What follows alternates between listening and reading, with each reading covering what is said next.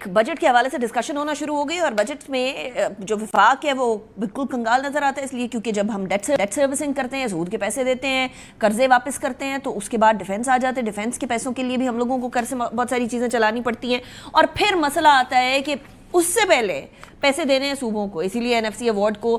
جو ہے تبدیل، اس میں رد و بدل کی بات ہو رہی ہے، 28ویں آئینی ترمیم کی بات ہو رہی ہے، اور یہ ابھی سے نہیں ہو رہی ہے، یہ پچھلے سال سے اس حوالے سے بات گردش کر رہی ہے۔ اس سال رواں سال 868 ارب روپے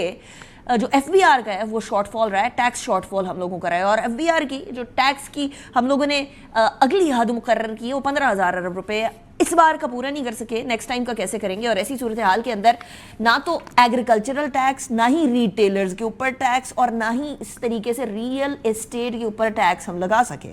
حالانکہ حکومت نے بہت سارے وعدے کیے تھے، لیکن صوبے اس ٹائم پر سرپلس میں چل رہے ہیں۔ پنجاب کا صوبہ 83% سرپلس اس کا جو ہے وہ رائز کی ہے اس بار، KPK نے اپنا سرپلس ڈبل کر لیا ہے، سندھ کا 34% سے انکریز کیا ہے، کیوں